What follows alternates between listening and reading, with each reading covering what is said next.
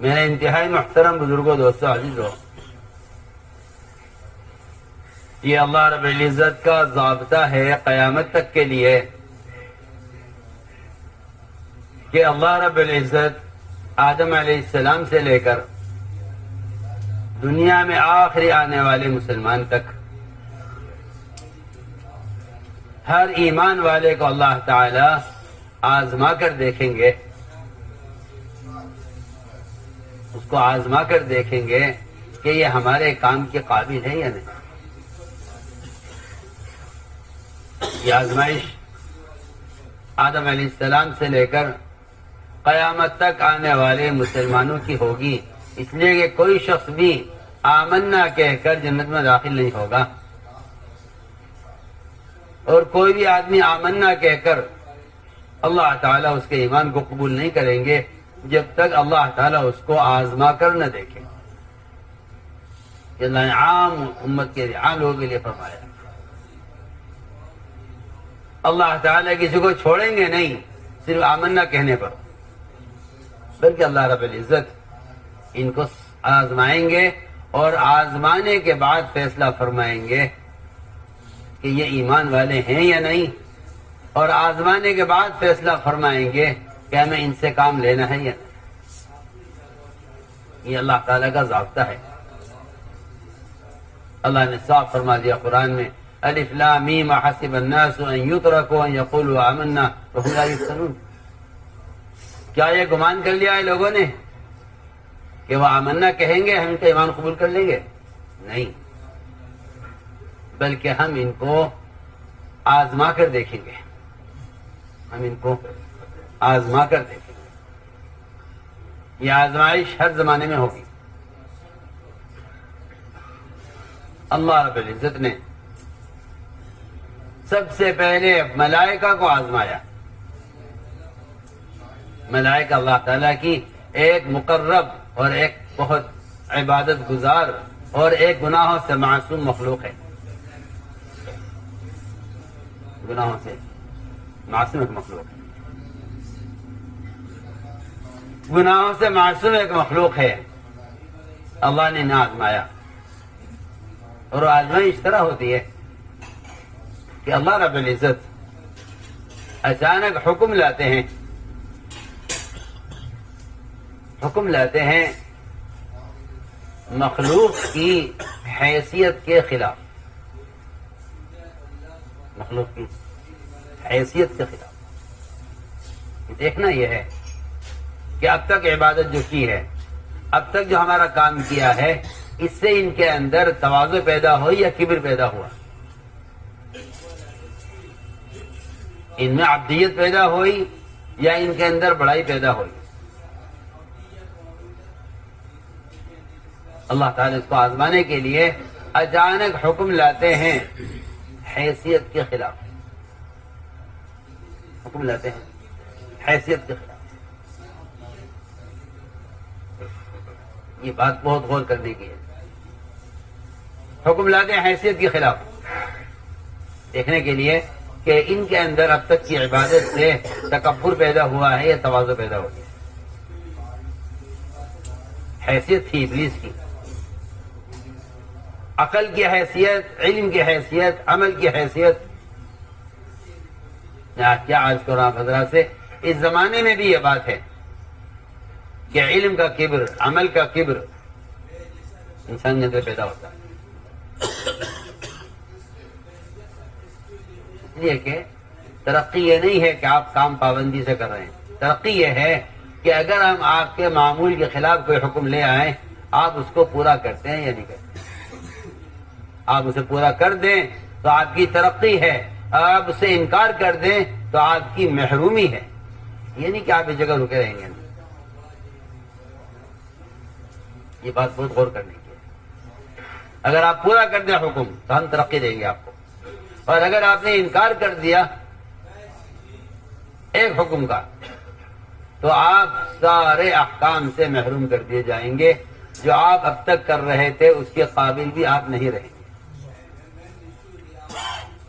یہ اللہ تعالیٰ کا جو حکم آتا ہے، یہ حکم آتا ہے سب سے پہلے حیثیت کے خلاف۔ چنانچہ اللہ تعالیٰ نے ملائکہ کو حکم دیا کہ آدم کو سجدہ کر، امر ہے اللہ کا، اور اللہ کا امر ہونا کافی ہے پورا کرنے کے لیے. اس کے لیے کوئی وجہ تلاش کرنا یا علت تلاش کرنا یا وجہ معلوم کرنا، اس کی کوئی گنجائش نہیں ہے، اس کی کوئی گنجائش نہیں ہے. اچانک حکم آیا، اچانک حکم آیا کہ سجدہ کرو آدم. اس میں ملائکہ کا امتحان تھا. چنانچہ تمام ملائکہ نے سجدہ کیا اللہ کے امر کی وجہ سے. یہ نہیں دیکھا کہ ہم پرانے ہیں یہ نیا ہے، ہم اعلیٰ ہیں یہ ادنا ہے. امر ہے اللہ. ابلیس نے انکار کر دیا، ابلیس نے انکار کیا. اس انکار کی کیا وجہ ہے؟ اس انکار کی وجہ یہ ہے کہ ہم اعلیٰ ہیں یا ادنا ہے، ہم پرانے ہیں یا نیا ہے. یہ انکار کی وجہ ہے. اس لیے کہ کسی حق بات کو قبول کرنے کے لیے سب سے بڑی رکاوٹ حسد بنتا ہے. حسد حق قبول کرنے سے انکار کر دیتا ہے. بہت سے مشرکین محمد صلی اللہ علیہ وسلم کے بارے میں خوب جان گئے تھے کہ یہ نبی ہیں، لیکن اس حسد نے ایمان لانے سے روکے رکھا کہ نبوت انہیں کیوں ملی ہے. آپ بولتے بہت سے مشرکین جانتے تھے کہ آپ نبی برحق ہیں. بہت سے یہود آپ کو اپنی کتابوں میں پڑھ کر جانتے تھے کہ ہاں یہ نبی آنے والے ہیں اور یہ وہی ہیں. صرف حسد نے ان کو روک دیا اسلام لانے سے. کتاب انہیں کیوں دی گئی ہے اور نبوت ان کو کیوں دی. بہت سے مشرکین کہتے تھے مکے کے کہ اگر محمد صلی اللہ علیہ وسلم ہمارے خاندان کے ہوتے تو ہم ایمان لے آتے، لیکن ہمارے خاندان میں نہیں، تمہارے خاندان میں ہم ان کو قبول نہیں کریں گے. یہ غور کرنے کی بات ہے. سب سے پہلا جو انکار ہوا ہے اللہ کے امر کا، وہ انکار ہوا ہے حسد کی وجہ سے. انکار ہوا ہے حسد کی وجہ سے کہ انہیں درجہ کیوں دیا جائے. پہلی نافرمانی اللہ کے آسمان پہ ہوئی ہے حسد کی وجہ سے. پہلا قتل زمین پر ہوا ہے حسد کی وجہ سے.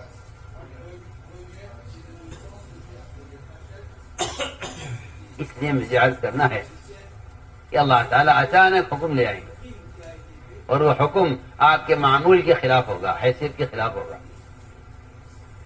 چنانچہ اللہ نے حکم دیا، ملائکہ نے سجدہ کیا، ابلیس نے انکار کیا کہ نہیں میں ان کو سجدہ نہیں کروں. اس لیے کہ حسد وہ خیر سے اس لیے محروم کر دیتا ہے کہ حسد کرنا اللہ تعالی کی تقسیم سے اختلاف کرنا ہے. حسد کرنا اللہ کی تقسیم، اللہ کی ہے، تقسیم اللہ کی ہے، تقسیم اللہ کی ہے. اللہ نے فرمایا ہے، قرآن میں سوال کیا لوگوں سے، کیا اللہ کی رحمت کو یہ تقسیم کریں گے؟ اللہ اپنی رحمت کو خود تقسیم کرتے ہیں. تو میں نے عرض کیا یہ پہلی سب سے پہلی بات یہ ہے کہ اللہ تعالی حکم لائیں گے حیثیت کے خلاف آزمانے کے لیے. اگلی بات یہ ہے کہ اللہ تعالی امتحان لیں گے انبیاء علیہ السلام کا. میں نے قرآن کی آیت پڑھی تھی کہ اللہ نے ابراہیم علیہ السلام کو چند صفات میں آزمایا. ابراہیم علیہ السلام نے ان صفات کو اندر پورا کر کے دکھلا دیا. رات کا اندر پورا کر کے دکھلا فَأَتَمَّهُنَّ ابراہیم علیہ السلام نے ان صفات کو پورا کر کے دکھلایا.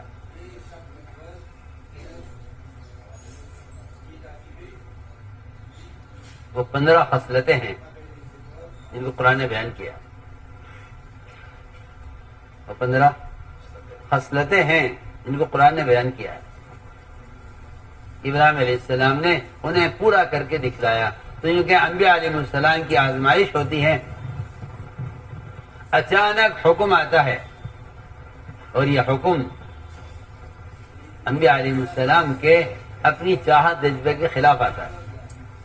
ہر نبی کی یہ چاہت ہوتی ہے کہ اس کے کام کو اور اس کی ذمہ داری کو اس کی اولاد سنبھالے. وہ انبیاء علیہ السلام اولاد کے طالب اس لیے ہوتے ہیں تاکہ ان کے دین کی اور ان کے کام کی حفاظت ہو. اللہ سے اولاد طلب کی ربنا لیقیموا الصلاۃ کہ اللہ اولاد چاہیے جو تیرے دین کو دنیا میں قائم کرے. اللہ نے اولاد دی. اسماعیل علیہ السلام جب کسی قابل ہونے لگے تو اچانک حکم آیا کہ ان کو ذبح کرو. اچانک حکم آیا ان کو ذبح کرو. ٹھیک ہے حکم ہے. اچانک حکم آیا ان کو ذبح کرو.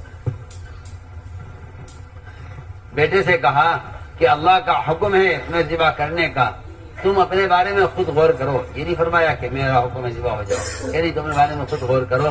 تمہارا ذبح ہونا اللہ کے امر سے ہے, یہ تمہارا ذبح ہونا میرے حکم سے ہے. انظر ماذا ترى, یہ میں کہتا ہوں کہ یہ اخلاص کی تعلیم کا جملہ ہے. یہ اخلاص کی تعلیم کا ایک جملہ ہے. اخلاص کی تعلیم کا جملہ ہے یہ. انظر ماذا ترى, اپنے بارے میں خود غور کرو, تمہارا ذبح ہونا کس کے لیے. جواب میں فرمایا افعل ما تؤمر. ابا جی آپ کو مجھ سے پوچھنے کا کوئی حق نہیں ہے, آپ کو حکم اس نے دیا ہے, آپ اس حکم کو پورا کریں اللہ کے لیے. افعل ما تؤمر, جس کا اللہ نے آپ کو حکم دیا آپ اس کو پورا کریں. بیٹا باپ سے کہہ رہا ہے کہ آپ کو وہ کام کرنا ہے جس کا اللہ نے آپ کو حکم دیا ہے. افعل ما تؤمر. یہاں جو حکم آیا ہے وہ حکم ایک اولاد کی محبت اور اس کے جذبے کے خلاف آیا. پورا کریں گے اس کو, ہم پورا کریں گے.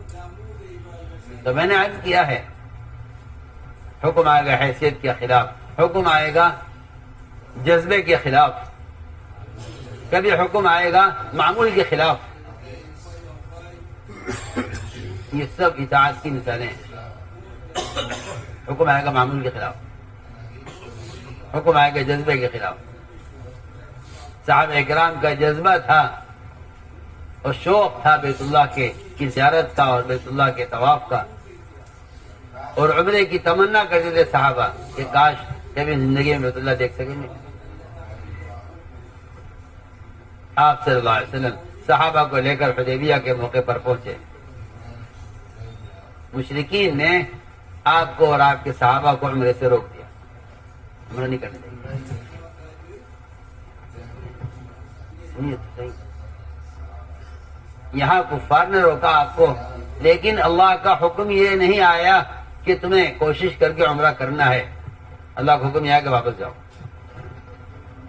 ہم دیکھنا چاہتے ہیں کہ آپ اللہ کے حکم کی وجہ سے اس وقت باوجود کفار کی طرف سے رکاوٹ کے اللہ کا حکم پورا کرتے ہیں یا اپنا جذبہ پورا کرتے ہیں. یا اپنا جذبہ پورا کرتے ہیں. اندر جذبہ ہے عمرہ کرنے کا. عمر رضی اللہ تعالیٰ ایک ایک کے پاس جاتے, ایک ایک سے کہتے ہم کیوں دب کر صلح کریں, ہم کیوں عمرہ نہ کریں, ہم طواف کیوں نہ کریں, بیت اللہ سب کا ہے صرف ان کا نہیں ہے. ہر ایک کا ایک جواب, عمر یہ اللہ کے رسول ہیں اور جو بات ان کی ہے وہ ہمیں ماننی ہے چاہے حالات کیسے بھی ہو. ہمارا جذبہ عمرہ کرنے کا اپنی جگہ, اگر اللہ کا امر ہی ہے کہ واپس جاؤ تو ہمیں واپس جانا ہی پڑے گا. ہماری عزت, ہماری فتح اور ہماری مدد صرف اس میں ہے کہ حال کے امر کو پورا کرتے ہوئے. حال کا امر آپ اگر غور کریں گے تو سارے دین کا, شریعت کا مدار حال کے امر کے پورا کرنے پر ہے. حال کا امر کیا ہے؟ جذبہ سب کو عمرہ کرنے کا ہے, کیوں روک دیا کہ واپس جائیے؟ کیوں روک دیا کہ واپس جائیے؟ رسول نہیں لکھنے دیں گے. آپ کا آدمی آئے گا تو ہم واپس نہیں کریں گے، ہمارا آدمی آپ کے پاس آئے گا تو آپ کو واپس کرنا پڑے گا. یہ سب باتیں لکھیے. ساری کہنا چاہیے کہ ظلمن یہ صلح نامہ لکھا گیا. فرمایا کہ ٹھیک ہے جو یہ کہہ رہے کر. حضرت عمر نے فرمایا کہ کیوں ہم دب کر صلح کریں، ہم کیوں نہ عمرہ کریں. لیکن عمر رضی اللہ تعالیٰ فرماتے ہیں میں نے ساری زندگی اعمال اور صدقات کیے کہ اے اللہ میرا اس دن کا گناہ معاف کر دے. میں اپنی بات پر کیوں اڑا ہوا تھا؟ میرا گناہ معاف کر دے، اپنی بات پر کیوں اڑا ہوا تھا؟ میرا ایک گناہ معاف کر دے، اپنی بات پر کیوں اڑا ہوا تھا؟ حالانکہ کتنا نیک عمل تھا، اور بیت اللہ کی زیارت اور بیت اللہ کا طواف کرنا تھا. اتنا اچھا جذبہ بھی حضرت عمر فرماتے ہیں کہ میں نے اس دن کے گناہ کو معاف کرانے کے لیے پوری زندگی اعمال کیے، صدقات کیے. اے اللہ میرا اس دن کا گناہ معاف کر. کہ اللہ کے نبی کا حکم یہ تھا کہ واپس چلنا ہے. ہمارے اسرار لگا کہ نہیں جی عمرہ کرنا ہے. نہیں آپ کو مثالیں عرض کر رہا ہوں. طواف ایسی عبادت ہے جو بیت اللہ کے علاوہ کہیں ہو نہیں سکتی. لیکن جذبہ کیا ہے اندر کے اندر کا جذبہ یہ ہے کہ ہمیں طواف کرنا چاہیے. حکم کیا آیا کہ نہیں واپس جائیے. روایت میں آپ پڑھیے ابھی صحابہ یہاں سے ہٹے نہیں، آپ سے واپس ہوئی نہیں، اللہ نے فتح نازل کر دی. جو کھلی فتح کی، حالانکہ فتح کی کوئی چیز نہیں ہے. فتح کی کوئی چیز نہیں ہے. دب کر صلح کی جا رہی ہے، بغیر طواف کے واپس جا رہے ہیں. لیکن فرمایا کہاں ہے عمر؟ عمر کو بتاؤ. حاضر خدمت تو ہے. کیونکہ عمر رضی اللہ تعالی عنہ اپنی سواری لے کر مسلمانوں سے دور چلے گئے تھے کہ اللہ کا عذاب مجھ پر آنے والا ہے. میرے اپنی بات پر اصرار کرنے کی وجہ سے میرے ساتھیوں پر عذاب نہ آئے، اس لیے حضرت عمر ساتھیوں سے الگ ہو گئے. ایک اچھے جذبے میں رائے دے کر جو رائے نبی کی چاہت کے خلاف جا رہی ہے، اس اچھے جذبے کی رائے دے کر جو رائے نبی کے رائے کے خلاف جا رہی ہے، اس پر صحابہ اتنا ڈرتے تھے، اتنا ڈرتے تھے. تو عمر رضی اللہ عنہ فرماتے ہیں میں سواری کو لے کر وہاں سے ہٹ گیا، سواری لے کر وہاں سے ہٹ گیا کہ کہیں اللہ کا عذاب میرے ساتھیوں پر بھی نہ آوے، اس لیے میں ساتھیوں سے الگ ہو گیا. میں عمر لوگ اللہ کے ذریعے پتہ آ گئے. یہاں حکم آیا جذبے کے خلاف، حکم آیا ہے جذبے کے خلاف. ہمارا جذبہ یہ تھا عمرہ کریں، حکم آیا واپس جاؤ. جو حکم پورا کریں. وہ جانتے تھے کہ یہ ہماری آزمائش کے لیے ہے، یہ ہماری آزمائش کے لیے ہے. اگلی اگر فتح ہمیں چاہیے تو ہمیں ان کی اس بات کو اپنے جذبے کے خلاف ماننا پڑے گا. اگر ہم انکار کر دیں تو محروم ہو جائیں گے، اور اگر جذبے کو چھوڑ کر حکم پورا کر دیں تو آگے بڑھ جائیں گے.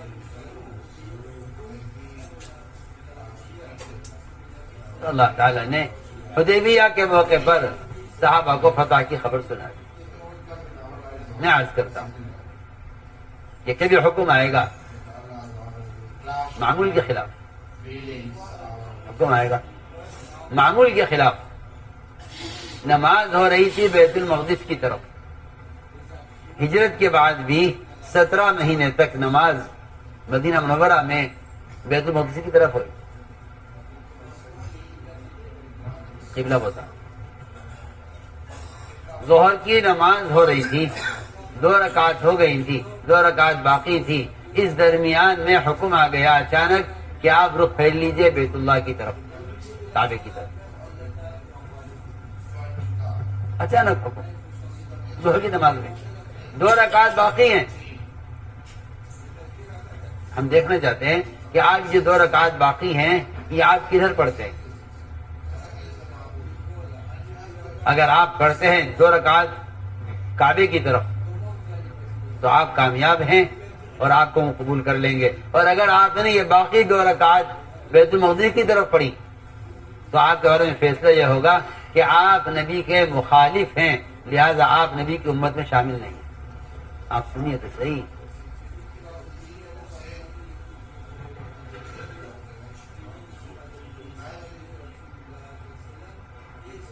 اچانک 2 رکعت باقی ہیں، 2 رکعت ہو گئی۔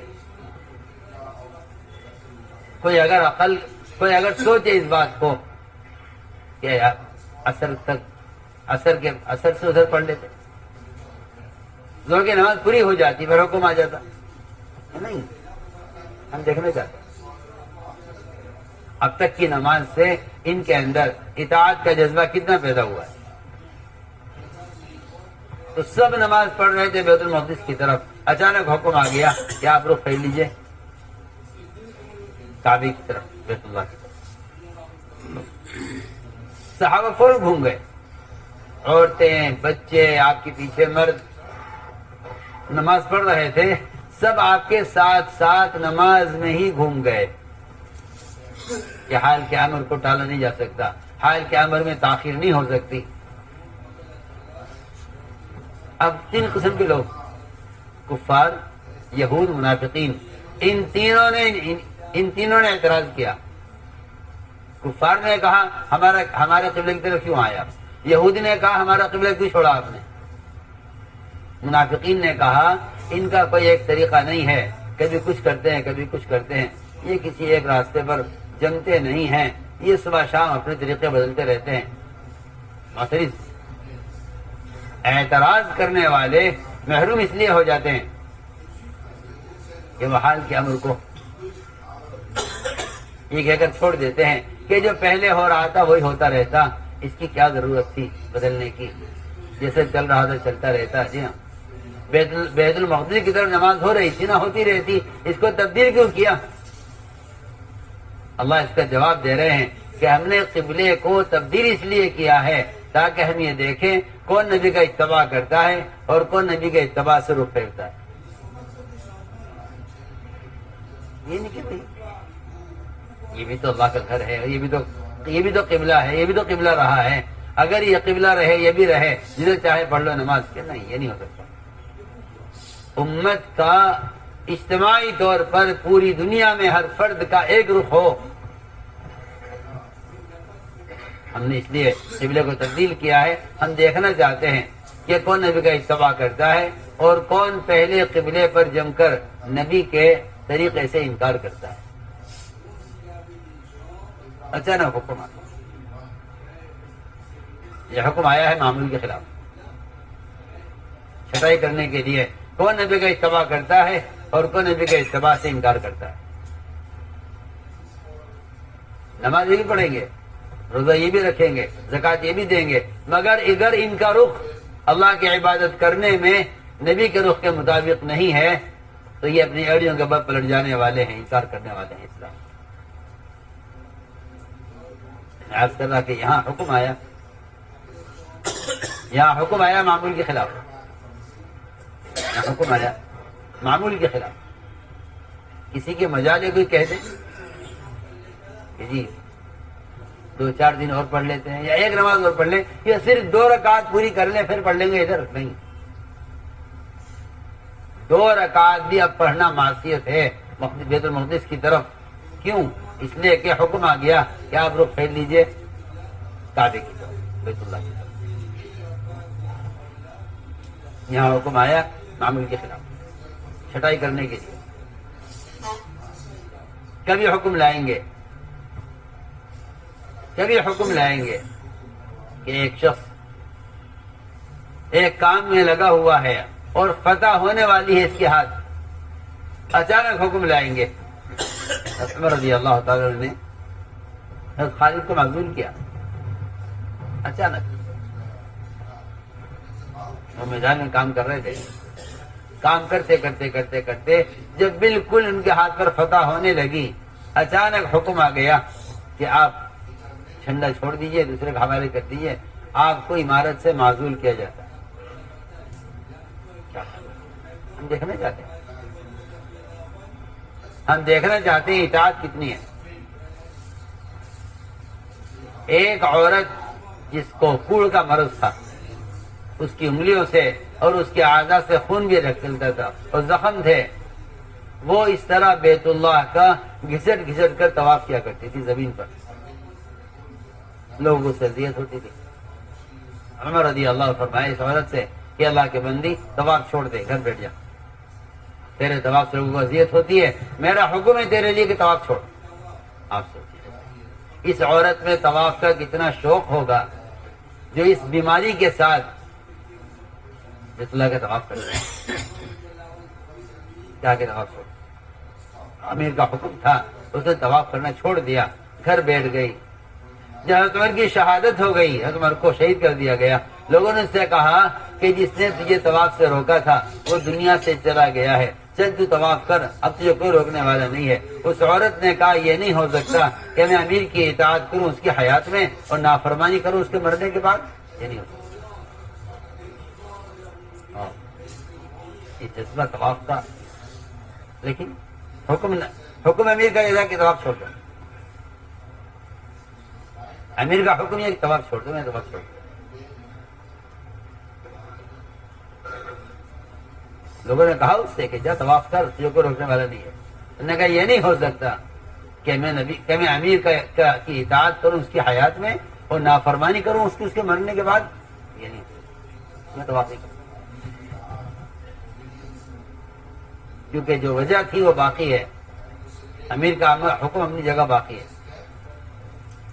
میں عرض کرنا چاہتا ہوں بے شمار مثالیں ہیں جس میں انبیاء کو اور صحابہ کو آزمایا گیا ہے اطاعت میں،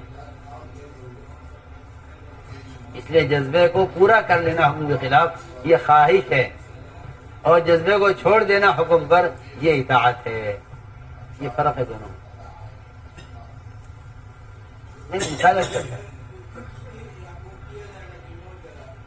شریعت میں شکار کی ایک شکل ہے جسے کہتے ہیں کلب معلم، سدھایا ہوا شکاری کتا۔ لوگ کتے پالتے ہیں شکار کے لیے اور اس کتے کو بھیجتے ہیں شکار پر، وہ دوڑ کر طاقت سے شکار کو پکڑ لیتا ہے اور اللہ کے مالک کے حوالے کر دیتا ہے۔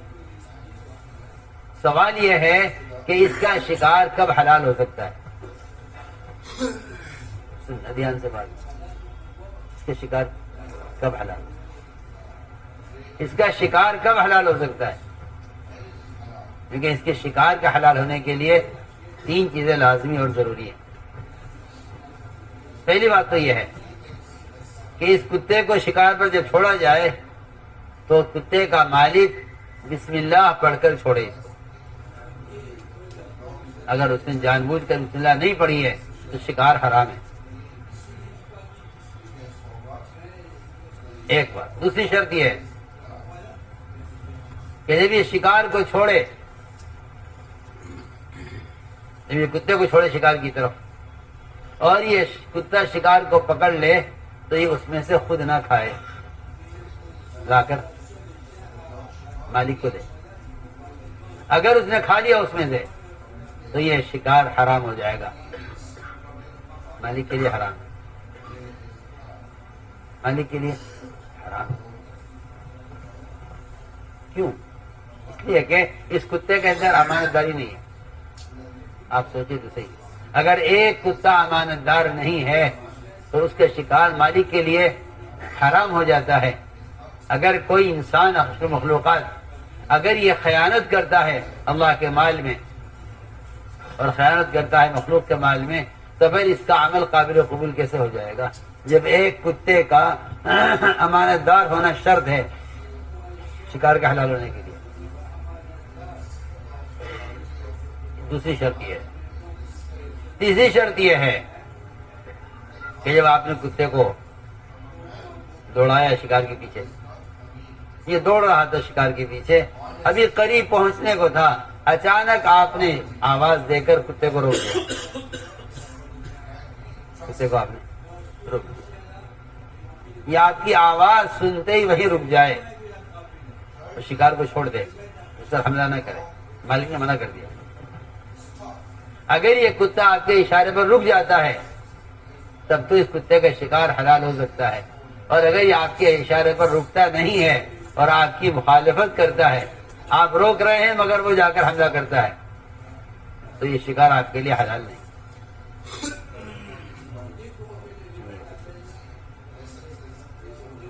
آپ نے کتے کو بھیجا شکار، وہ دوڑ رہا تو شکار کے پیچھے، اچانک آپ نے آواز دی اس کو روکنے کے لیے، اگر وہ رک جاتا ہے آپ کی آواز پر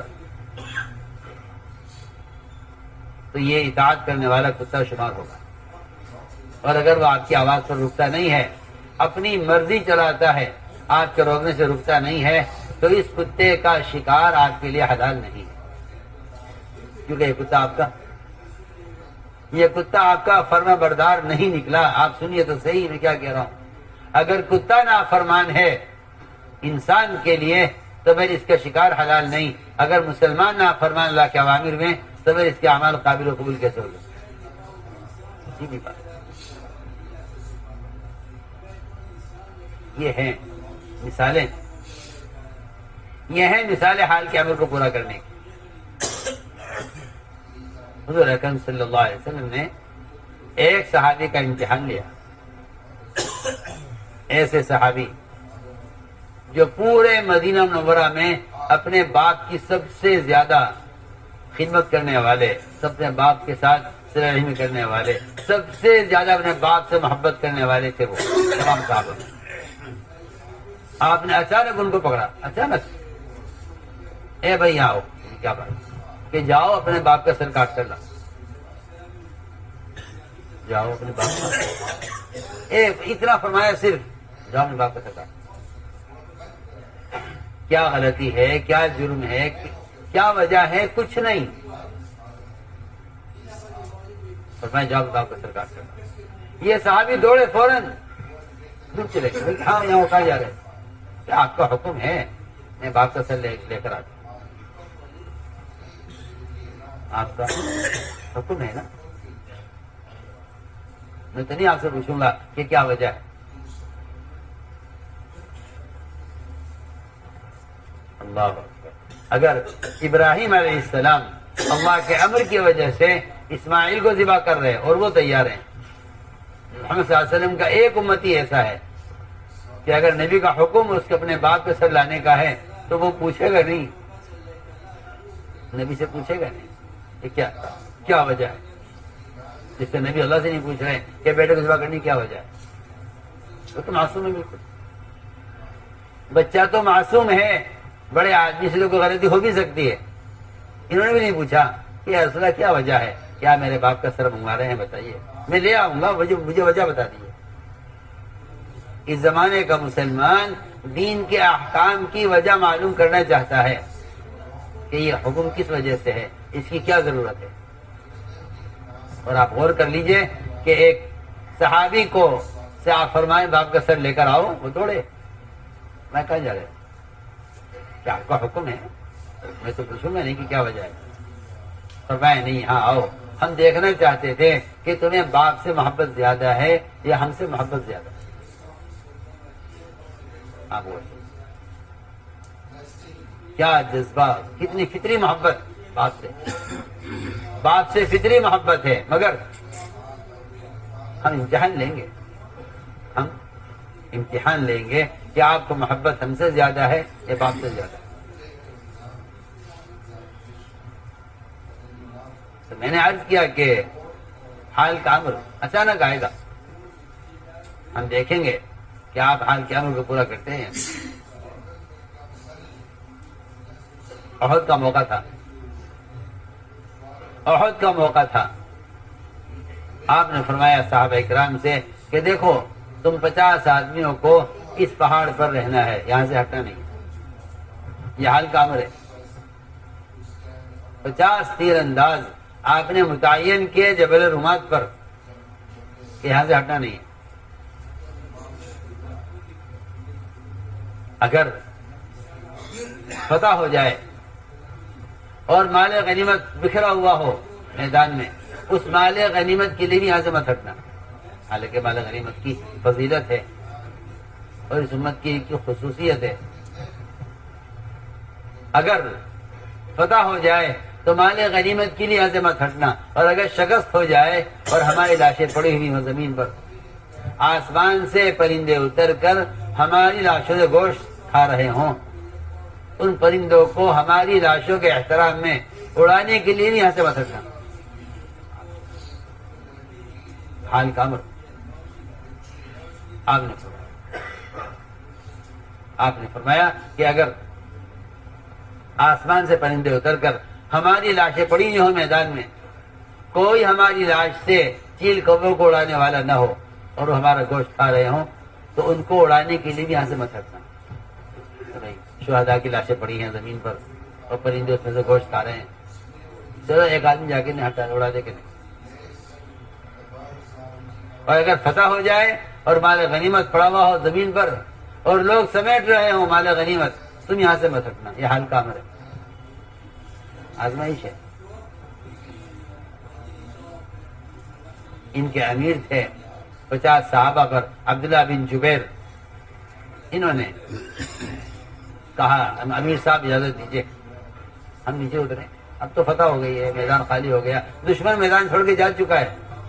فرمایا نہیں، اللہ کے نبی کا حکم یہ ہے کہ یہاں سے ہٹنا نہیں۔ کہا جی اب تو حالات بدل گئے ہیں، یہ آج کے لوگ کہتے ہیں اب تو حالات بہت بدل گئے، وہ پرانی بات تھی، وہ پرانی بات تھی۔ آپ نے فرمایا یہاں سے ہٹنا مت۔ ان کے امیر صاحب نے کہا نہیں میں اجازت نہیں دوں گا۔ انہوں نے اصرار کیا، امیر صاحب نے اجازت نہیں دی، اس لیے کہ امیر کی نافرمانی براہ راست اللہ کے رسول کی نافرمانی ہے۔ انہوں نے اصرار کیا، نہیں مانے، اور ان 50 میں سے 40 صحابہ مال غنیمت کی فضیلت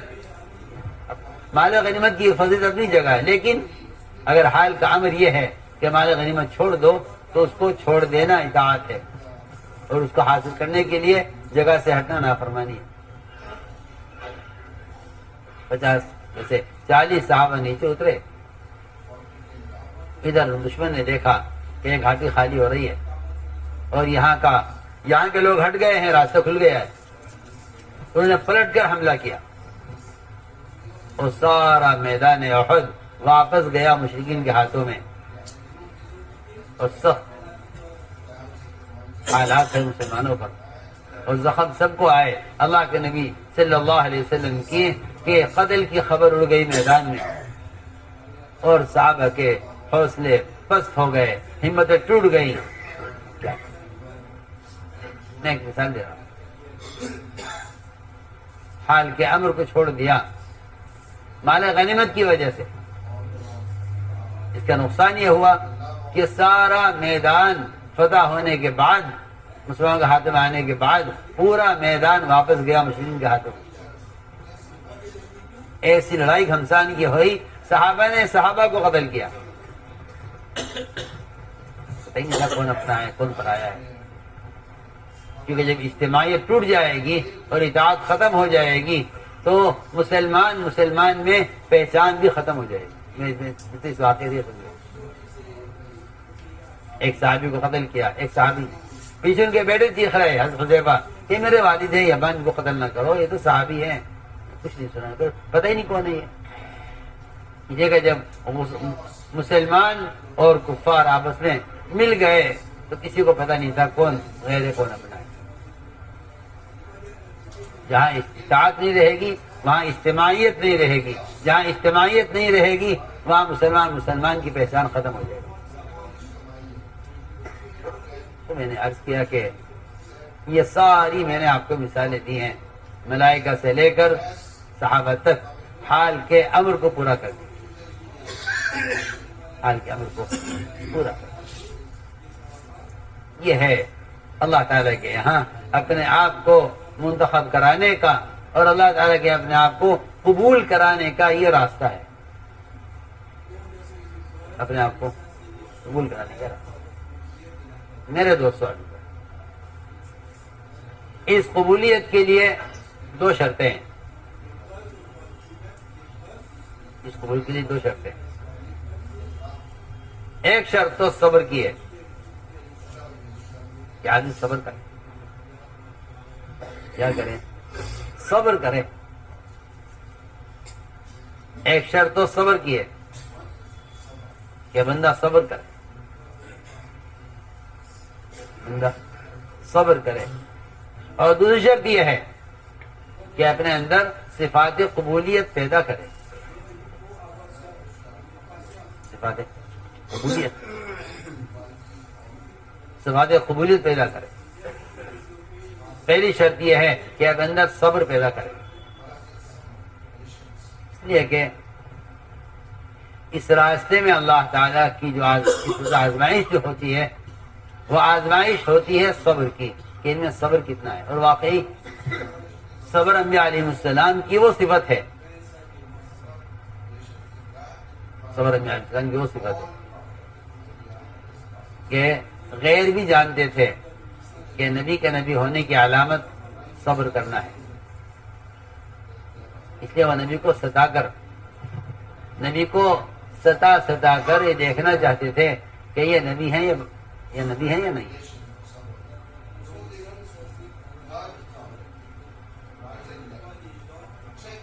تو یہ بات یاد رکھو کہ اللہ کی طرف سے نصرت کی ابتدا وہاں ہوتی ہے جہاں اذیت کی انتہا ہوتی ہے.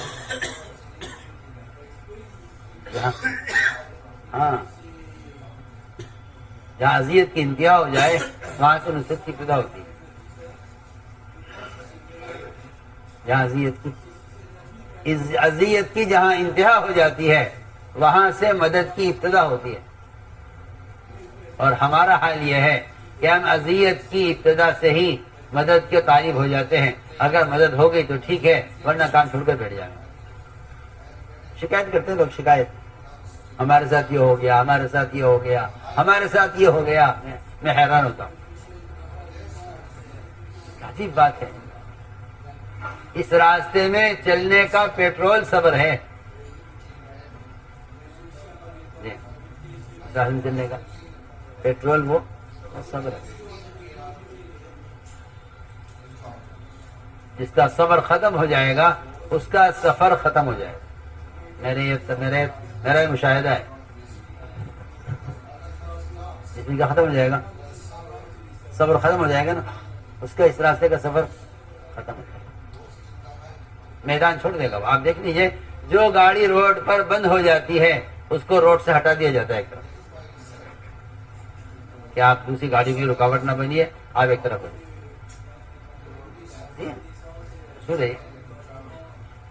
جو گاڑی روڈ پر بند ہو جاتی ہے اس کو دھکا دے کر راستے سے ہٹایا جاتا ہے.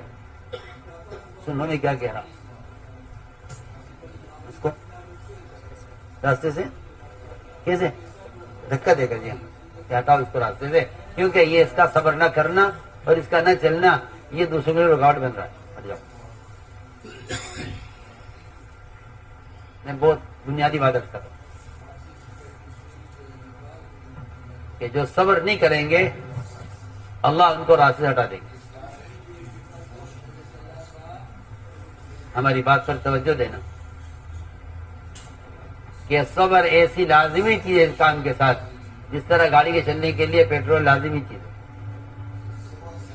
لوگ لمبے راستے پر اگر چلتے ہیں تو اپنے ساتھ زائد تیل لے کر چلتے ہیں کہ راستے میں کہیں پیٹرول پمپ نہیں ہے تو تیل لے کر چلنا. بڑے ٹرک ہوتے ہیں وہ تیل لے کر چلتے ہیں کہ راستے میں کہیں پیٹرول پمپ نہیں. اگر تیل ختم ہو گیا تو گاڑی نہیں چلے گی. میں کہنا چاہتا ہوں کہ اگر صبر ختم ہو گیا تو پھر صبر کب تک ہے؟ اس کے لیے حدیث میں کوئی مدت متعین ہوئی ہو، 2 سال، 4 سال، 6 سال. ابو ذر غفاری رضی اللہ تعالیٰ عنہ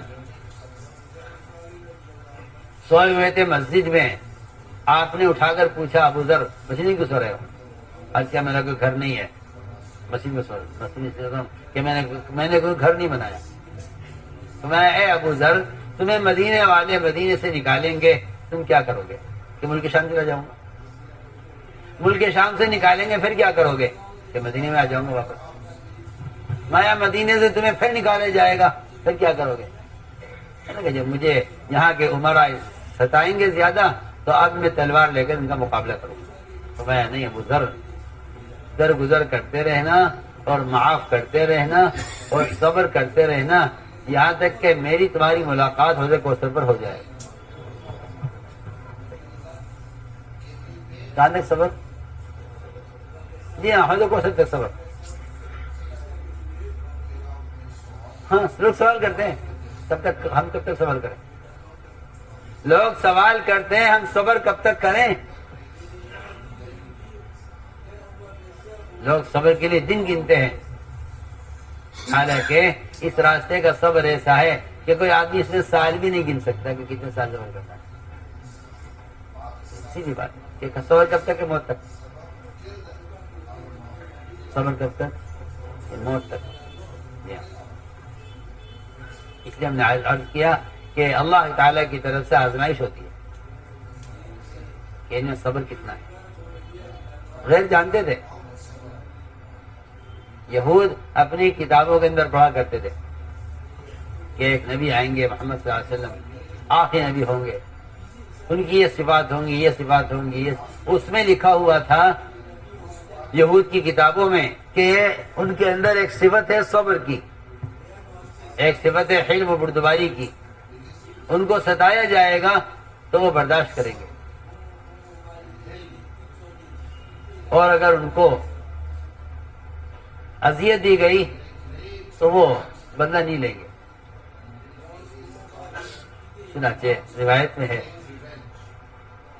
کہ زید بن ثانہ جو یہود کے بڑے عالم تھے، آپ کے بارے میں اپنی کتابوں میں پڑھا اور آپ کی تلاش میں نکلے اور آپ سے ملاقات ہوئی. آپ کا چہرہ دیکھتے ہی سمجھ گئے کہ ہاں یہ وہی ہیں جن کو اپنی کتابوں میں پڑھا. لیکن ان کے اندر ایک صفت صبر کی ہے، اور وہ صبر کی صفت کا ہمیں اندازہ نہیں ہو سکتا جب تک ان کو ستایا نہ جائے. جب تک ستایا نہ جائے. آپ سنیے تو صحیح. داعی کے داعی ہونے کی علامت ہے یہ، نبی کا نبی ہونے کی علامت ہے یہ. ان کو ستائے بغیر معلوم نہیں ہوتا کہ یہ دین کے داعی ہیں اور یہ نبی ہیں. ان کو ستا کر دیکھا جائے. روایت میں آتا ہے کہ زید بن ثانہ آپ کے سامنے بیٹھے ہوئے تھے، اچانک ایک جگہ سے تقاضا آیا، فلاں علاقے کے مسلمان جو نئے مسلمان ابھی اسلام میں داخل ہوئے تھے وہ پریشان ہیں، ان کا قحط سالی آ گئی ہے، ان کی مدد کے لیے مال کی ضرورت ہے. یہ بیٹھے ہوئے تھے، ان کو موقع اچھا لگا، انہوں نے کہا کہ انہیں قرض دو، پھر وقت سے پہلے اپنا قرض کا ان سے مطالبہ کریں. زید بن ثانہ نے آپ کو مال پیش کیا کہ میں آپ کو یہ سونا دیتا ہوں بطور قرض کے، آپ یہ لیجئے، اور مجھے اتنی کھجوریں اس تاریخ میں اس کے بدلے میں دیجیے. ٹھیک ہے. تاریخ طے ہو گئی اس قرض کی ادائیگی کی. آپ نے وہ سونا قرض لیا ان سے اور وہ مسلمانوں کی مدد کی. یہ زید بن ثانہ ٹوہ میں لگے ہوئے تھے کہ کوئی ایسا موقع ملے کہ میں ان کے ساتھ زیادتی کروں، ان کے ساتھ زیادتی کروں تاکہ مجھے پتہ تو چلے کہ یہ نبی ہیں یا نہیں.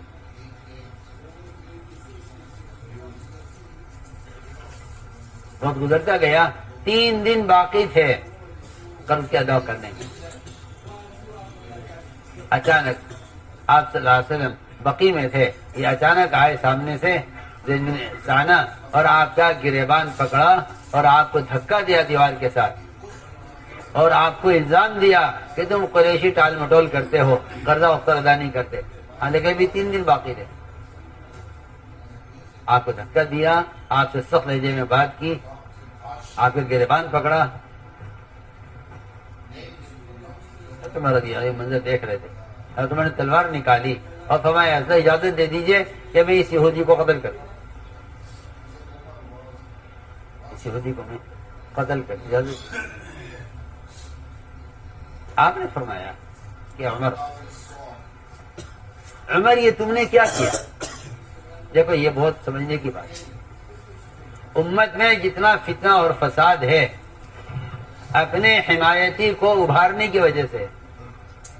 لوگ اپنے حمایتی کو ابھارتے ہیں، اپنے حمایتی کو اپنا محسن سمجھتے ہیں، اپنے حمایتی کی تائید کرتے ہیں، اپنے حمایتی کا ساتھ دیتے ہیں اور تیار کرتے ہیں اسے اپنے دشمن کے لیے۔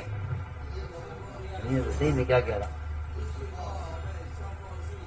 تیار کرتے ہیں اسے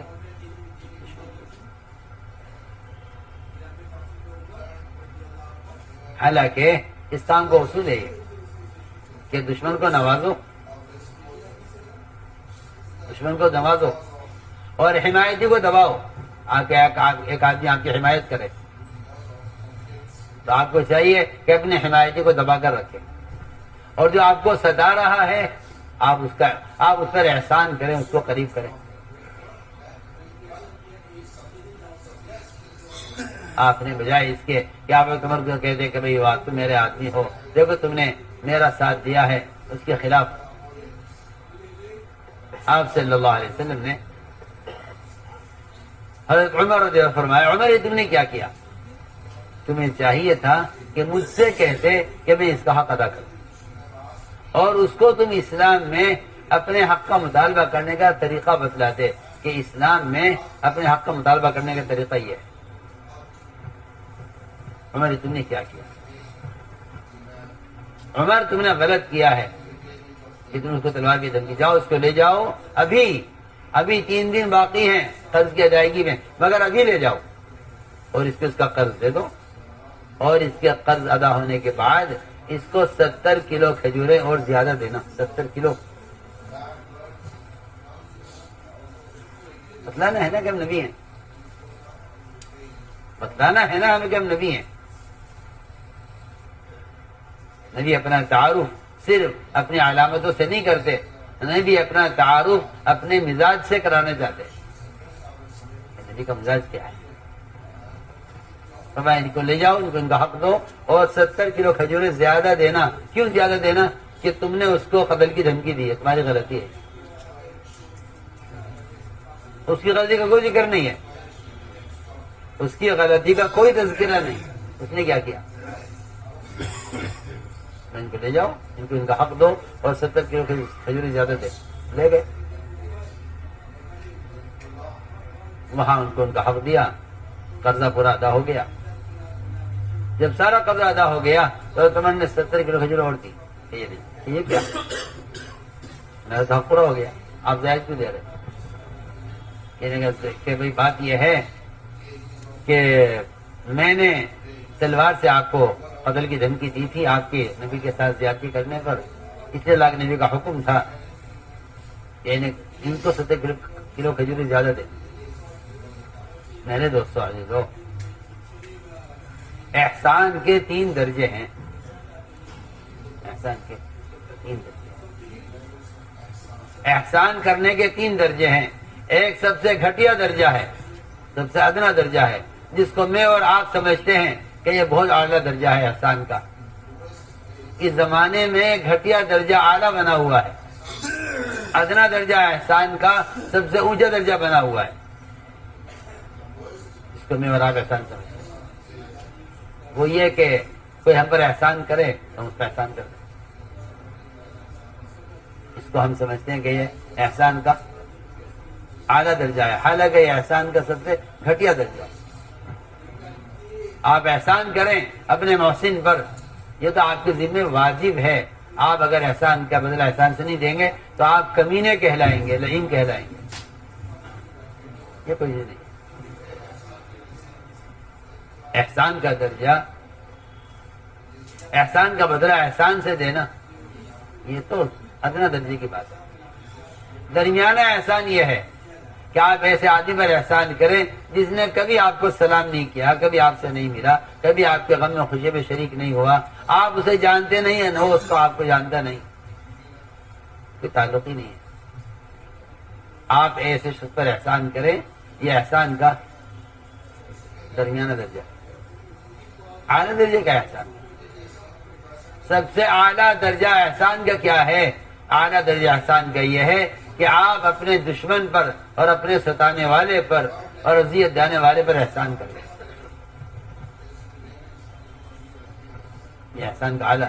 علی رضی اللہ تعالیٰ عنہ اپنے قاتل کو پہچانتے تھے،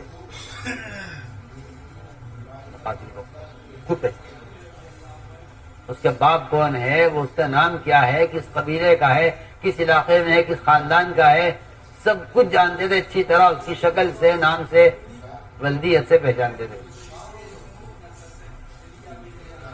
اور فرماتے تھے اريد حباءه ويريد قتلي، کہ میں تو اس کو ہدیہ دینا چاہتا ہوں اور یہ مجھے قتل کرنا چاہتا ہے۔ ہم نے قاتل سے کہتے جانتے تھے یہ میرا قاتل، اچھی طرح جانتے، لیکن اس پر احسان کرتے رہتے تھے، اس کو ہدیہ دیا کرتے تھے۔ لوگوں نے کہا بھی آپ کو معلوم آپ کا قاتل ہے تو آپ اسے قتل کیوں نہیں کرتے تھے؟ فرمایا اگر میں اپنے قاتل کو قتل کر دوں گا تو پھر مجھے شہادت کا درجہ کیسے ملے گا؟ مجھے کون قتل کرے گا؟ اپنے قاتل کو، اپنے قاتل پر احسان کرتے تھے، اس کا خیال رکھتے تھے، اس کو ہدیہ دیا کرتے تھے۔ لیکن آپ کو معلوم ہے کہ یہ آپ کا قاتل ہے تو اپنی حفاظت کے لیے اسے قتل کر دیں، یعنی اسے قتل کر دوں گا تو پھر مجھے قتل کون کرے گا؟ مجھے تو شہادت درجہ ملے گا نہیں۔ تو میں نے تو ایک مثال عرض کی ہے کہ نبی کی آزمائش ہوتی ہے کہ صبر میں نبی کو آزمایا جاتا ہے، ان میں صبر کتنا ہے، ان میں صبر کتنا ہے۔ اس لیے میرے بزرگ دوستو عزیزو، اس راستے میں جو ناگواری پیش آئے اس کو صحابہ کی ناگواری میں تلاش کیا کرو،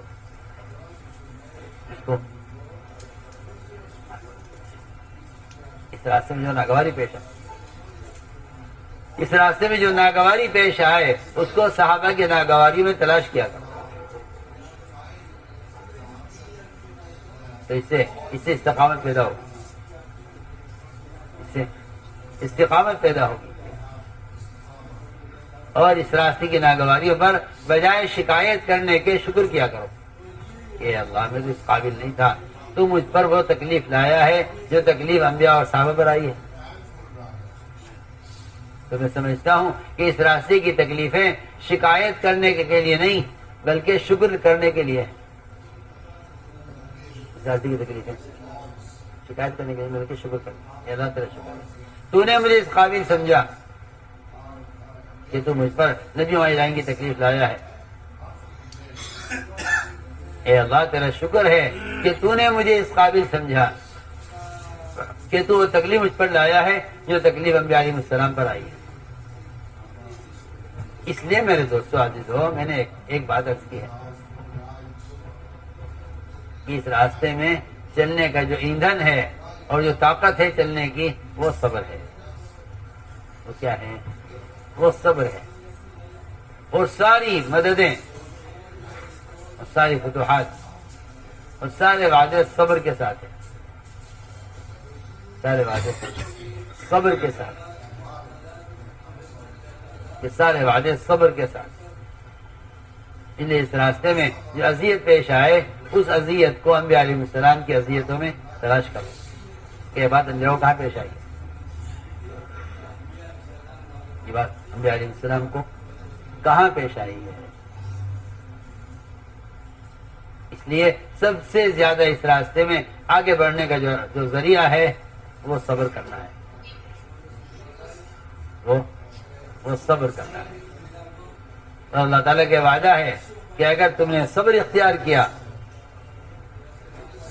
اور اللہ سے ڈرتے رہے تو پھر جتنی باطل اقوام نے تمہارا کوئی نقصان نہیں کر سکے گی۔ وَإِن تَصْبِرُوا وَتَتَّقُوا لَا يَضُرُّكُمْ كَيْدُهُمْ شَيْئًا إِنَّهُ مَن يَتَّقِ وَيَصْبِرْ، کہ تقوی اختیار کرے گا صبر کے ساتھ کہ اللہ تعالیٰ ان کی محنت کو ضائع کرنے والے نہیں۔ اس لیے میں نے عرض کیا، دو باتیں ہم نے عرض کی شروع سے کہ ایک تو اللہ تعالیٰ امتحان لیں گے، ایک اللہ تعالیٰ امتحان لیں گے اور آزمائیں گے۔ اس آزمائش میں جو کامیاب ہو جائیں گے، اس آزمائش میں جو کامیاب ہو جائیں گے اللہ تعالیٰ انہیں ان سے اپنا کام لینے کا فیصلہ کریں گے، اور اس آزمائش میں ناکام ہو جائیں گے اللہ نے صاف فرمایا لا ینال عہد الظالمین، کہ میرا ظالموں سے کوئی وعدہ نہیں ہے، ظالموں سے میرا کوئی وعدہ نہیں، ظالموں سے میرا کوئی وعدہ نہیں۔ اس لیے اپنے آپ کو اللہ کے ہاں قبول کروانا ہے، اور اس قبولیت کے لیے جو بنیادی شرط ہے وہ صفات قبولیت ہے۔ ورنہ میرے دوستو، شہرت اور قبولیت دونوں الگ الگ چیزیں ہیں۔ آدمی مشہور تو ہو سکتا ہے لیکن مقبول نہیں ہو سکتا۔ قبولیت کا تعلق شہرت سے نہیں ہے، قبولیت کا تعلق صفات قبولیت سے ہے، قبولیت کا تعلق صفات قبولیت سے، ورنہ ہر مشہور آدمی مقبول نہیں ہے۔ شہرت میں قبولیت میں فرق ہے، شہرت زمین سے اٹھتی ہے، آسمان تک نہیں پہنچتی، اور قبولیت ساتویں آسمان سے چلتی ہے اور زمین پر اتاری جاتی ہے۔ اعلان ہوتا ہے اللہ کی طرف سے، فلاں ابن فلاں سے اللہ محبت کرتے ہیں، ملائکہ تم بھی ان سے محبت کرو۔ سر وہ آسمان سے آسمان پر اعلان ہوتے ہوتے ان کے لیے قبولیت زمین پر اتار دی جاتی ہے، قبولیت زمین پر اتار دی جاتی ہے۔ یہ اللہ تعالیٰ کا دستور ہے، یہ اللہ کا دستور ہے کہ ان کے لیے قبولیت زمین پر اتار دی جاتی ہے۔ میرے دوستو عزیزو، ان صفات میں سب سے بڑی صفت تواضع ہے، صفت تواضع ہے۔ اس لیے کہ جو آدمی جس میں تواضع ہوگی وہ حق کو قبول کر لے گا، وہ حق کو قبول کر لے گا۔ جس میں کبر ہوگا وہ حق کا انکار کر دے گا، وہ حق کا انکار کر دے گا۔ جس میں تواضع ہوگی وہ حق کو قبول کر لے گا، جس میں تکبر ہوگا وہ حق کا انکار کر دے گا۔ اس لیے فرمایا کہ اس کام کے ذریعے ہمارے اندر تواضع کی صفت پیدا ہونی چاہیے۔ متواضع وہ ہوتا ہے جو حق کو قبول کر لیتا ہے، جو حق کو قبول کر لیتا ہے، اور متکبر کہ وہ حق کا انکار کر دیتا ہے۔ ابا واستکبر، شیطان نے کبر کی وجہ سے حکم کا انکار کیا، یہ اس کا کفر، وہ اس کے کبر کا کفر ہے۔ اللہ کا انکار نہیں کیا اس نے، اللہ کے امر کا انکار کیا ہے کبر کی وجہ سے، اس کا کفر امر کا انکار کرنا ہے۔ اس لیے فرمایا کہ بڑی صفت داعی کے اندر صفت تواضع ہے، وہ صفت تواضع ہے، صفت تواضع ہے، کیونکہ مخلصین وہ ہوتے ہیں اگر غائب ہو جائیں کو کوئی تلاش نہ کرے، اور اگر موجود ہوں تو ان کی کوئی پرواہ نہ کرے، وہ ہوتے ہیں مخلصین۔ اس لیے صحابہ کرام کے اندر ایک بڑی صفت تھی ہے، صفت تواضع۔ ایک صحابی تھے سلمان فارسی رضی اللہ تعالی، کے صحابی ہیں اللہ، آپ صلی اللہ علیہ وسلم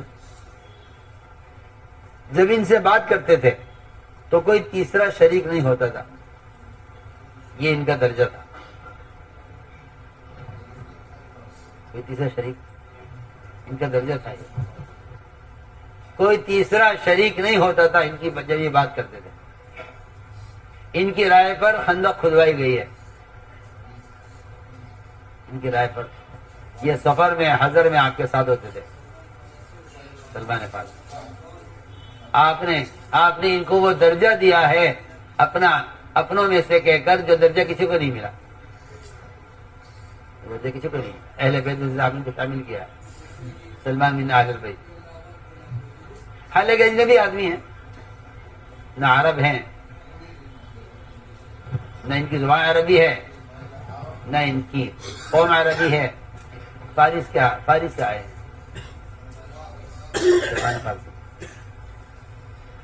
کیونکہ حضور اکرم صلی اللہ علیہ وسلم نے امت بنائی تھی، اور امت بنانے کے لیے جو بنیادی کام آپ نے کیا ہے وہ امت کے درمیان کے زبان، رنگ، قوم، قبیلے، اس فرق کو ختم کیا۔ سننا بات، یہ امت کا مرض یہ ہے، اور امت کے اندر فتنے، اور امت میں خوریزی، اور امت میں فسادات، صرف اس لیے ہیں کہ یہ امت اپنا امتی ہونے کا رشتہ ختم کر چکی ہے. امتی ہونے کا رشتہ اللہ امت کسے کہتے ہیں؟ امت سارے مسلمان بھی امت ہیں اور ایک تنہا مسلمان بھی امت ہے. ایک تنہا مسلمان بھی امت ہے. امت کسے کہتے ہیں؟ امت کا اصل ترجمہ اور امت کا اصل مطلب بیان کیا ہے عبداللہ بن مسعود رضی اللہ تعالیٰ عنہ. وہ فرماتے ہیں کہ امت کا مطلب ہے الذی یعلم الناس الخیر، لوگوں کو بھلی بات سکھلانے والا امت ہے. عبداللہ بن مسعود رضی اللہ عنہ نے قرآن کی آیت پڑھی، اور قرآن کی آیت میں ہے ان ابراہیم کان امۃ قانتا. ابن مسعود نے پڑھا ان معاذ ابن جبل کان امۃ قانتا للہ حنیفا. ایک ساتھ کہنے لگے کہ آپ تو قرآن غلط پڑھ رہے ہیں، قرآن میں ان ابراہیم ہے، آپ پڑھ رہے ہیں ان معاذ ابن جبل. فرمایا اے فروا تو یہ معلوم بھی ہے امت کسے کہتے ہیں؟ امت کہتے ہیں الذی یعلم الناس الخیر، جو لوگوں کو بھلی بات سکھلائے وہ امت ہے. لوگوں کو بھلی بات سکھلائے وہ امت ہے. اس زمانے میں سب سے بڑا امت کی ناکامی اور امت کے مغلوب ہونے کا سبب یہ ہے کہ یہ امت رنگوں میں اور زبان میں اور قبیلوں میں اور قوموں میں تقسیم ہو گئی ہے. آپ صلی اللہ علیہ وسلم نے امت بنانے کا جو سب سے بڑا کام کیا ہے، اس لیے کہ آپ ساری انسانی کی طرف مبعوث ہیں، اس لیے آپ کا کام انبیاء علیہ السلام کے کام سے مختلف ہے. وہ کسی قوم کے نبی ہیں، وہ کسی قبیلے کے نبی ہیں، وہ کسی زبان والوں کے نبی ہیں، وہ کسی رنگ والوں کے نبی ہیں، وہ کسی بستی والوں کے نبی ہیں. سارے انبیاء علیہ السلام کی بعثت اس طرح ہوئی ہے، لیکن آپ کی بعثت ایک وقت میں ساری انسانی کی طرف ہے. اس لیے آپ نے ابتدا سے امت بنائی. بلال حبشی ہیں، صہیب رومی ہیں، سلمان فارسی ہیں. آپ نے امت کے درمیان کے فرق کو ختم کیا. بلال کو مؤذن بنایا تاکہ یہ نہ سمجھیں کہ آدمی اجنبی ہے، اجنبی آدمی کو یہاں کوئی درجہ نہیں دیا جائے گا. اجنبی آدمی کو درجہ نہیں دیا جائے گا، یہ نہیں. حضرت عمر چاہتے تھے مؤذن بننا، حضرت علی چاہتے تھے حسنین کے لیے اذان کہ نہیں، اذان مؤذن بلال ہوں گے. مؤذن بلال مؤذن نہ رنگ کے ہیں، نہ اپنی زبان کے ہیں، نہ اپنے قبیلے کے ہیں، نہ اپنی قوم کے ہیں، کچھ نہیں. سلمان فارسی ہیں لیکن آپ کے سب سے بڑے مشیر ہیں. آپ کے سب سے ایک علاقے میں شورا بن رہی تھی، ہم افراد کے نام لے رہے تھے، مشورہ کر رہے تھے. تو ایک صاحب کہنے لگے جی وہ فلاں صاحب کو شورا میں دینا کیوں، کہ وہ ہمارے علاقے کے نہیں ہیں.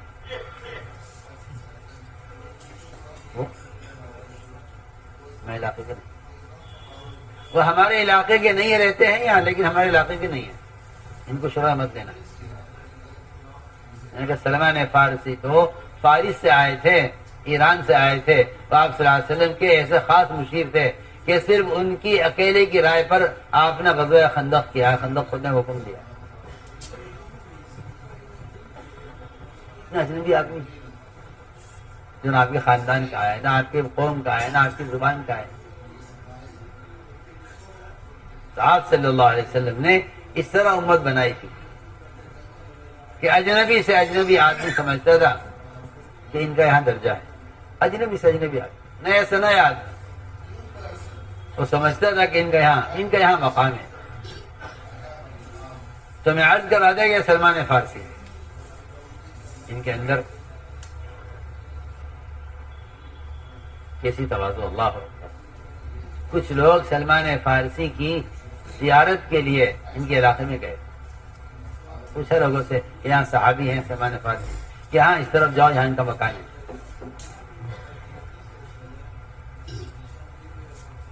وہاں گئے، ملاقات ہوئی، لوگوں نے کہا کہ آپ کی ہم زیارت کے لیے آئے ہیں، آپ سمجھ فارسی ہے کیا؟ ایک نے کہا کہ مبارک ہو آپ کو کہ آپ اللہ کے رسول کے صحابی ہیں۔ فرمایا کہ میں صحابی نہیں ہوں، میں صحابی نہیں ہوں۔ آپ سمجھ فارسی نہیں کہا، سلمان فارسی تو میرا نام ہے، مگر میں صحابی نہیں ہوں۔ یہ لوگ وہاں سے اٹھ گئے اور کہنے لگے یہ کوئی اور سلمان فارسی ہے، ہمیں تو ان کی تلاش ہے جو صحابی تھے۔ اٹھتے اٹھتے ایک نے پوچھ لیا کہ کیا آپ نے اللہ کے نبی کو دیکھا ہے؟ کیوں نہیں دیکھا؟ سفر میں، حضر میں ساتھ رہتے تھے، غزوات میں ہم ساتھ رہتے تھے، آپ ہم سے مشورہ کرتے تھے، ہم آپ کی صحبت میں رہتے تھے، پھر آپ کیسے کریں آپ صحابی نہیں ہیں؟ فرمانے لگے ہمارے صحابی ہونے کا فیصلہ تو اس کے بعد ہوگا، اگر ہمارا حشر قیامت میں آپ کے ساتھ ہو گیا تو فیصلہ ہوگا صحابی ہونے کا۔ ہم دنیا میں نہیں کہہ سکتے کہ ہم اللہ، ہمارے صحابی ہونے کا فیصلہ تو قیامت میں ہوگا، اگر حشر آپ کے ساتھ ہو گیا اور جنت میں آپ کے ساتھ داخلہ مل گیا تب فیصلہ ہوگا ہم صحابی ہے یا نہیں۔ یہاں ہم کچھ نہیں کہتے۔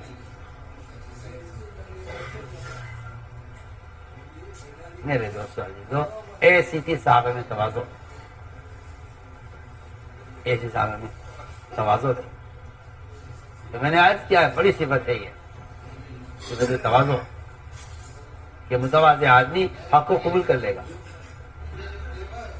متواضع آدمی حق کو قبول کر لے گا۔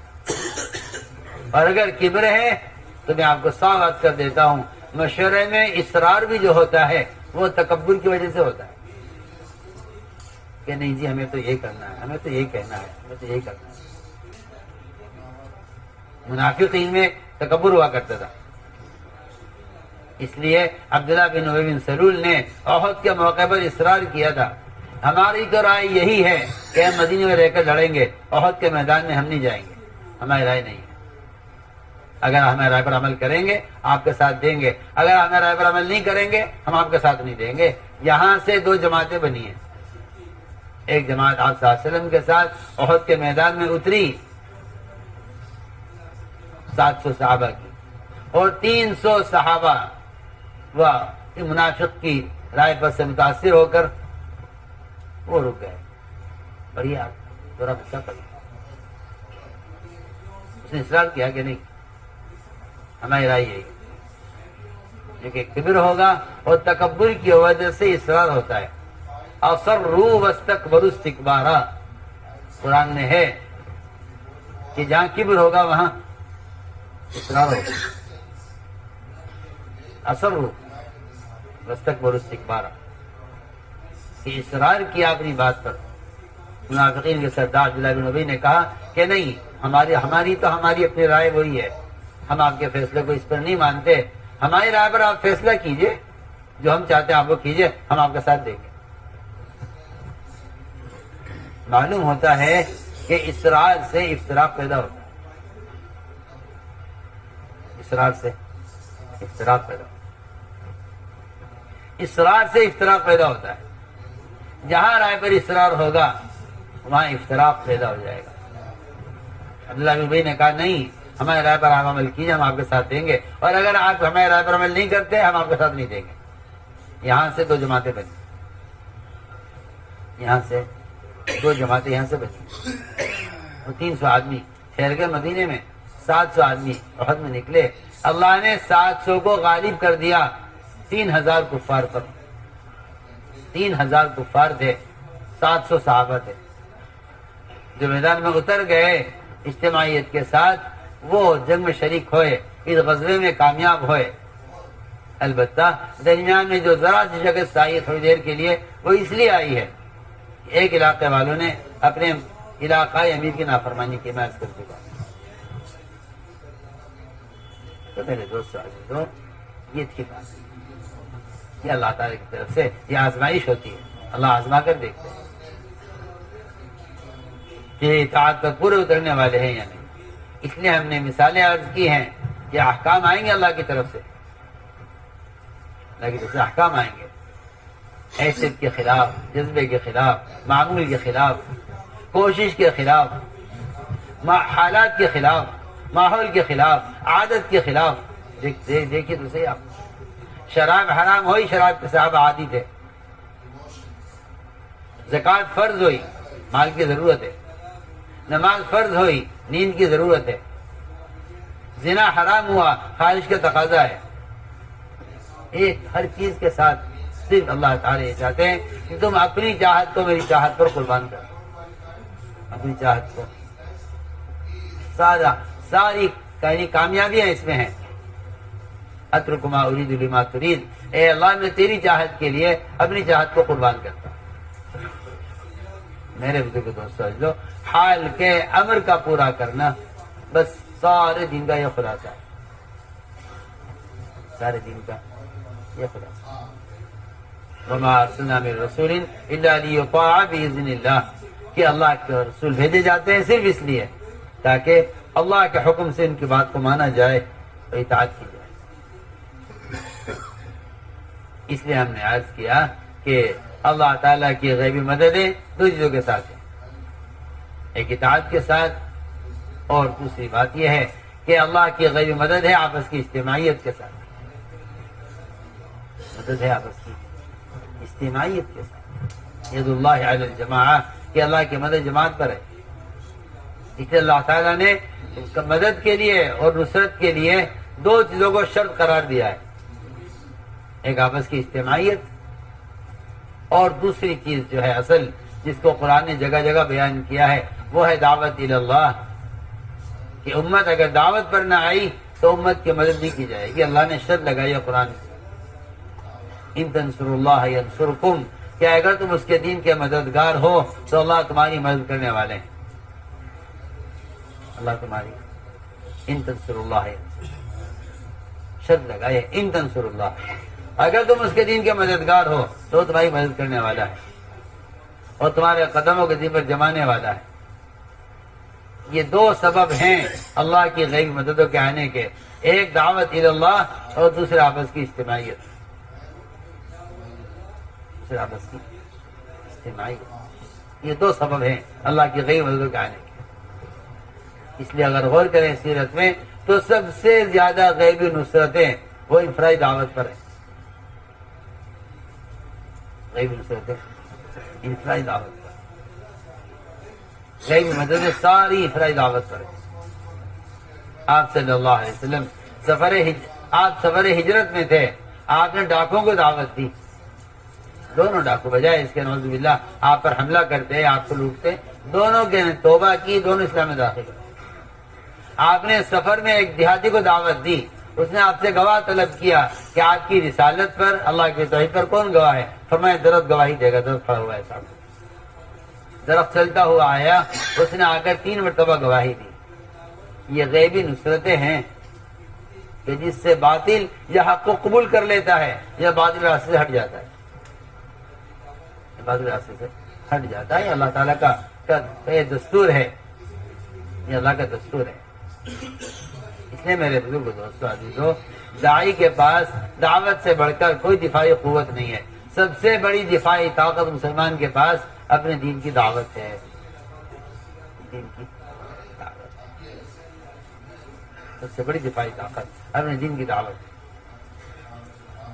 اس لیے ہمیں اس کا اپنے آپ کو پابند بنانا ہے، اپنے آپ کو اس کا پابند بنانا ہے،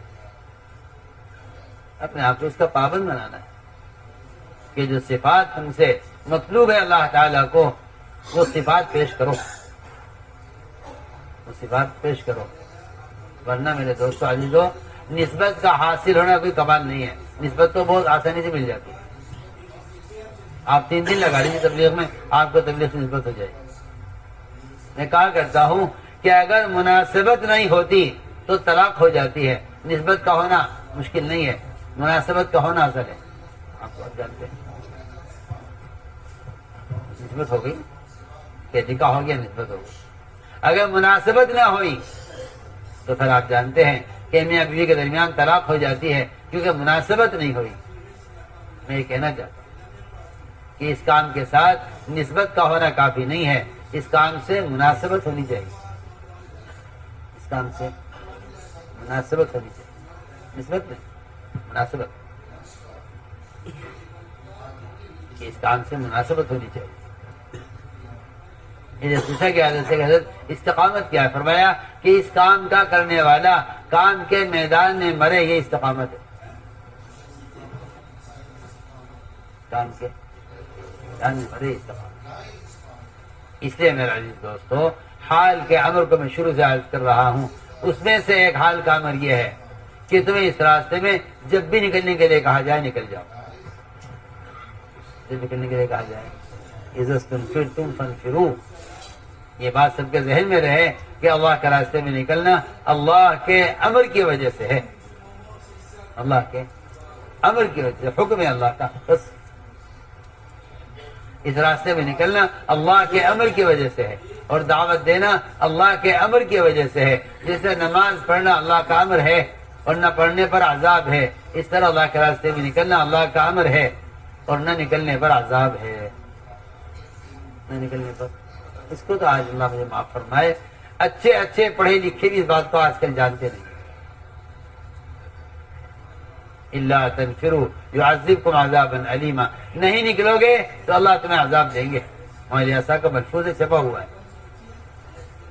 کہ اس راستے میں نکلنے میں کوتاہی کرنا اللہ کے عذاب کو واجب کر دیتا ہے۔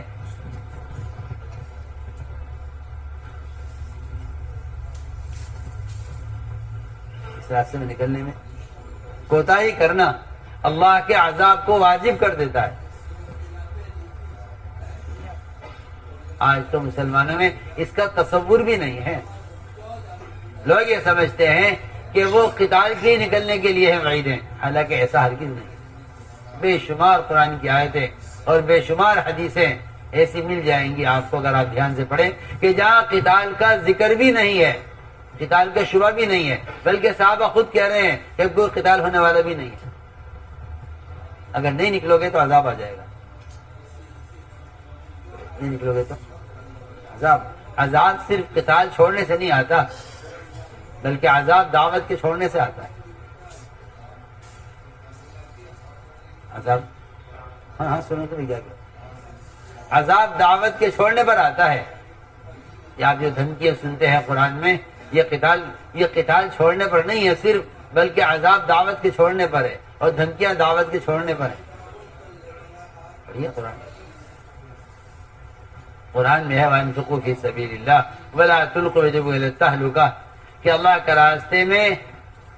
کے راستے میں پھرنے پر مال خرچ کرنے میں کمی مت کرو، ورنہ اپنے ہاتھوں اپنے آپ کو ہلاکت میں ڈالو گے۔ یہ آیت جب نازل ہوئی جب صحابہ کرام نے کچھ عرصے کے لیے مدینے میں رہنے طے کیا تھا مقامی کام کے ساتھ، کچھ کاروبار، کچھ تجارت، کچھ اپنے ذاتی کام دیکھنے کے لیے، اس پر آیت نازل ہوئی تھی۔ صحابہ خود فرماتے ہیں اس آیت کے نازل ہونے کے وقت صحابہ خود فرماتے ہیں کہ اب کوئی قتال بھی ہونے والا نہیں ہے، اسے نکلنا ضروری ہے، کیونکہ نکلنا اللہ کے بندوں تک اللہ کے دین کے پیغام کو خود پہنچانا، یہ اللہ کا حکم ہے، یہ اللہ کا حکم ہے۔ اس حکم میں کوتاہی کرنا یہ اللہ کے عذاب کو واجب کر دیتا ہے۔ اس لیے میرے دوستو عزیزو، اس کام کو اللہ کا امر سمجھ کر کرو، اس کام کو اللہ کا امر سمجھ کر کرو، یہ کام اللہ کا امر ہے۔ اور نکلنا اور پھرنا یہ تو دعوت کا قوام ہے، نفر کے بغیر تو تبلیغ کا کوئی تصور ہی نہیں ہے، نفر کے بغیر تبلیغ کا کوئی تصور نہیں ہے۔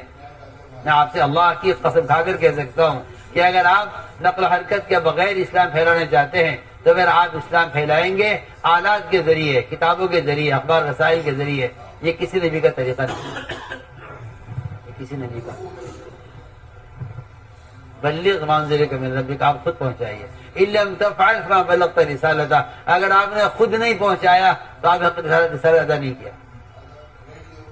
پڑھیے آپ حدیث پڑھیے، آپ نے فرمایا میں اس راستے میں نکلوں قتل کیا جاؤں، پھر زندہ کیا جاؤں، پھر نکلوں پھر قتل کیا جاؤں، پھر زندہ کیا جاؤں، پھر نکلوں پھر قتل کیا جاؤں۔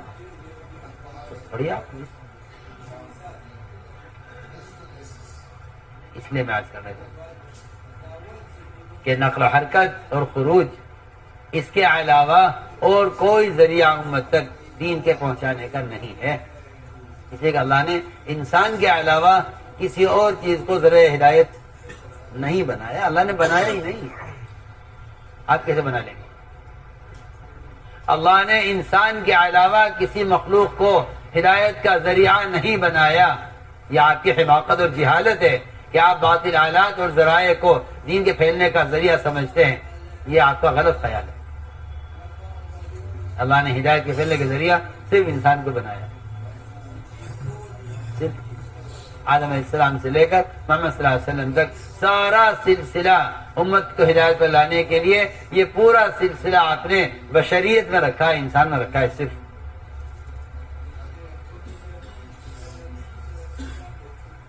اس لیے میں تاکید سے عرض کرتا ہوں کہ خروج اور نفر یہ اس کام کا قوام ہے، سارا کام کا مدار ہی خروج پر ہے۔ اگر نفر نہیں ہے تو کوئی دعوت نہیں، کوئی تبلیغ نہیں، کچھ نہیں۔ اور یہ شیطان کا دھوکہ لگا ہے اب آ کر کام کرنے والوں کو کہ پھرنا کوئی ضروری نہیں ہے، اصل تو دین ہے، جی ہاں، یہ دھوکہ ہے شیطان کا۔ اگر پھرنا عمل نہ ہوتا، پھرنا اللہ کا امر نہ ہوتا تو صحابہ کے واقعات آپ پڑھیے، مجھے کسی زنا، شراب، چوری، بہتان، ان بڑے بڑے گناہوں پر بھی کہیں ثابت نہیں کہ اللہ کے نبی کسی سے ناراض ہو گئے ہوں، بلکہ آپ کو ملے گا روایت میں کہ آپ صلی اللہ علیہ وسلم نے شراب پینے والے کے بارے میں جو خود فرمایا ہے کہ دیکھو اس کو برا مت کہو، شراب پینے والے کو، یہ ہم سے محبت کرتا ہے۔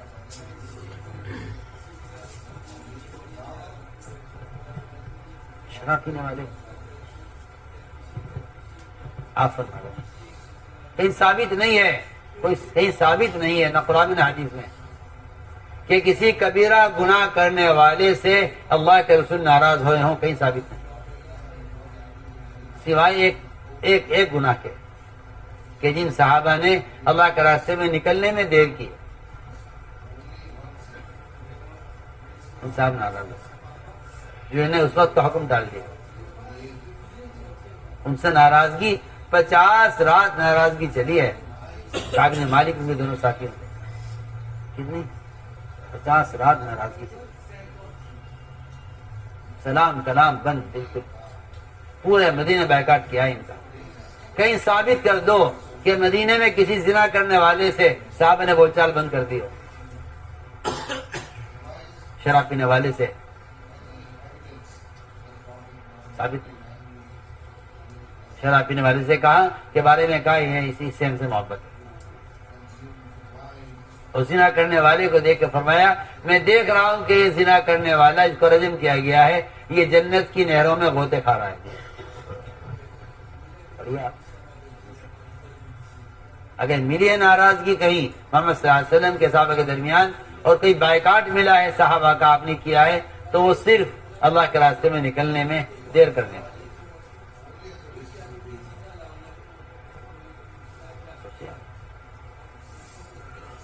کہ اس سے بڑا کوئی اور سبب اللہ کی ناراضگی کا نہیں ہے۔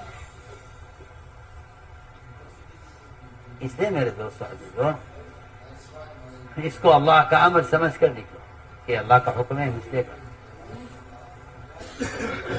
اس علماء نے لکھا ہے کہ انفرادی دعوت دینا ہر مسلمان کے ذمہ فرض عین ہے، کیونکہ یہ اس کے پاس اس کی اپنی دفاعی قوت ہے، اس کے پاس ایک دفاعی قوت ہے، اور دفاعی قوت ہر مسلمان، ہر انسان استعمال کرتا ہے اپنی چیز کی حفاظت کے لیے۔ آپ جانتے ہیں رات کو اگر آدمی نکلے تو ڈنڈا لے کے نکلتا ہے ہاتھ میں، کتا نہ آ جائے، کوئی سانپ نہ آ جائے۔ ہاں، دفاعی طاقت، ہر آدمی اپنی حفاظت کے لیے اپنے پاس دفاعی طاقت کا انتظام رکھتا ہے نا۔ آپ رات کو ٹہلنے کے لیے نکلے تو آپ ہاتھ میں ڈنڈا لے کے نکلتے، کوئی کتا نہ آ جائے، کوئی زہریلا جانور نہ آ جائے۔ ہاں،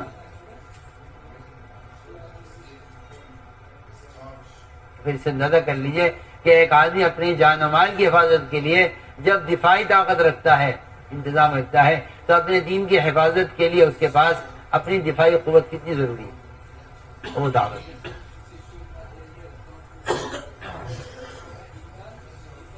اس لیے میرے دوست عزیزوں یہ عزم کرو کہ انشاءاللہ ہمیں اس کام کو کام بنا کر کرنا ہے اور اپنے اندر یہ صفات پیدا کرنی ہے. اس کے لیے ارادے فرماؤ، قدم اٹھاؤ.